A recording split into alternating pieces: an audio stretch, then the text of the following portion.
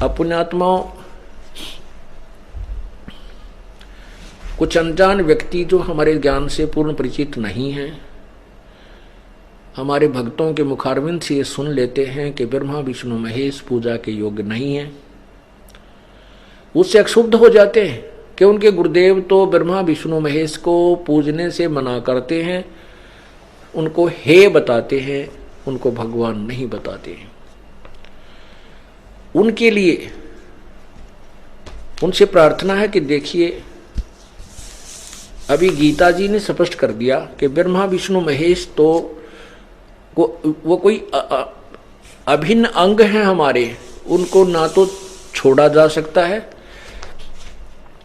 और ना ही उनको दूर किया जा सकता है, क्योंकि वो यहाँ के प्रभु हैं, स्वामी हैं, अक्षेत्रीय कुछ यहाँ के वो एक एक विभाग के अधिकारी हैं। अब जैसे हमने कोई पौधा बीजा, पेड़, कोई आम का पौधा हम लाए और उसको मिट्टी या गमले में लगाया, तो उस जड़ की सिंचाई करेंगे तो उस जड़ से खुराक तना में गई, तना से डार में गई, डार से शाखाओं ब्रह्मा विष्णु महेश रूपी शाखा में गई, फिर हम तो उससे आगे पात रूप हैं। अक्षर पुरुष एक पेड़ है, निरंजन वाकी डार, तीनों देवा शाखा है और पात रूप संसार।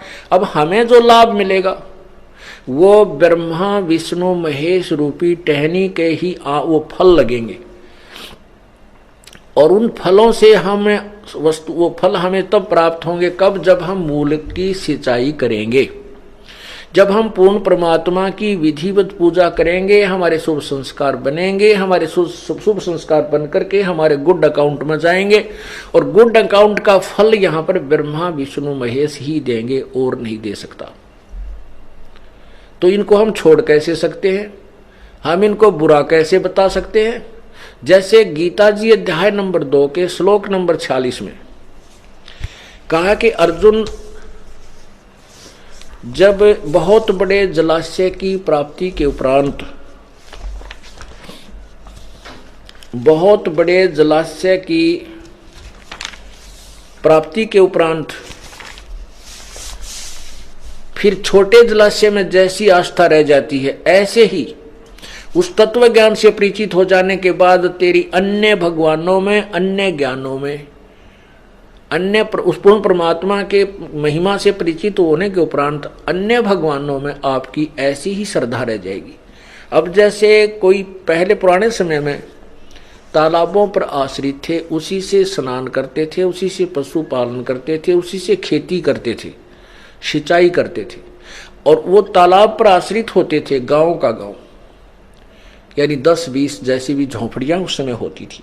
और कहते उनको फिर कोई ऐसा सरोवर मिल जाए जो बहुत लंबा चौड़ा हो, और जिस सरोवर पर वो आश्रित हैं वो वर्षा पर आश्रित है, 1 वर्ष 2 वर्ष वर्षा ना हो तो वो जल सूख जाए। जिस पर वो वर्तमान में आश्रित है वो ऐसी स्थिति है कि वो सरोवर, वो जोहड़, वो तालाब इतना है कि उसमें 1 वर्ष वर्षा ना हो तो वो समाप्त हो जाए और उसका जल खत्म हो जाए और उस पर आश्रित सभी भूखे प्यासे मर जाएं। उसके पश्चात उनको कोई बहुत बड़ा जलाशय मिल जाए जो कि 10 वर्ष भी वर्षा ना हो, इतना बड़ा सरोवर, झील हो, तो उसकी प्राप्ति के बाद उन व्यक्तियों की आस्था जितनी उस जोहड़ में, छोटे तालाब में रह जाएगी जिस पर पूर्व आश्रित थे।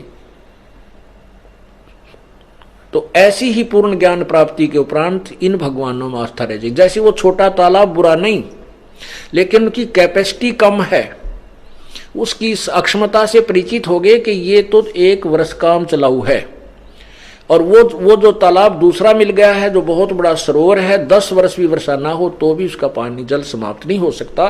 तो उसकी प्राप्ति के बाद वो अपने आप आस्था उस छोटे जोड़ तट का उसके ऊपर पहुंच जाएंगे।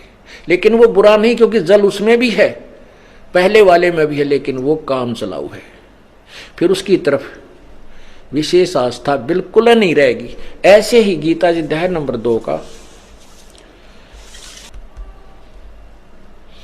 गीता अध्याय नंबर 2 श्लोक 46, सब ओर से परिपूर्ण जलाशय के प्राप्त हो जाने पर छोटे जलाशय में मनुष्य का जितना प्रयोजन रह जाता है ब्रह्म को तत्व से जानने वाले ब्राह्मण का समस्त वेदों में उतना ही रह जाता है।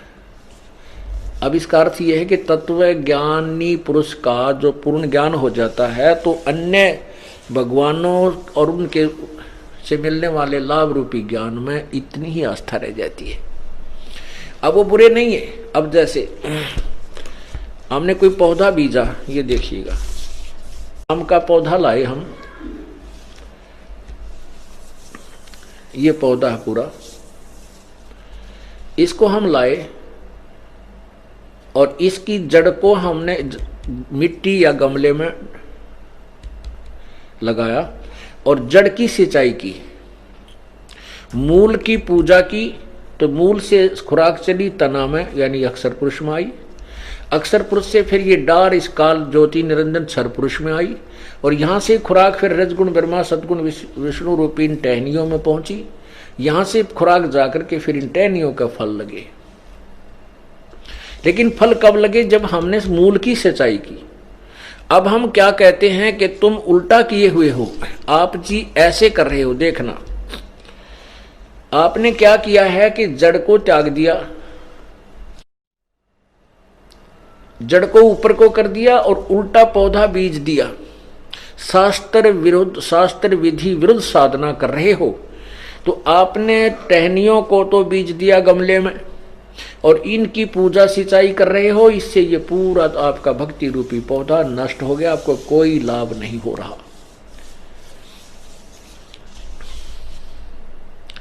शास्त्र विरुद्ध साधना, और इसको हम ऐसे पूजें तो हमें पूर्ण लाभ हो, ये शास्त्र अनुकूल साधना। परमात्मा कबीर जी ने हमें बताया है, अपनी महिमा आप ही बताई है कि एक के साधे सब सद है, इसकी पूजा से ये पूरा ये पौधा ही हरा भरा हो जाएगा। एक की साधना से, पूर्ण परमात्मा की पूजा से ये सभी राजी हो जाएंगे, सभी को प्रसन्न रहेंगे। और सब साधे सब जाए, ये देखो, ये सब साध लिया हमने तो ये पूरा नष्ट हो गया, पौधा ही सूख गया। एक के साधे सब सदै और सब साधे सब जाए, और माली यानी समझदार व्यक्ति माली सींचे मूल को, ये फले फूले अखाई। अब ये तो सिद्ध हुआ कि परमात्मा कौन है।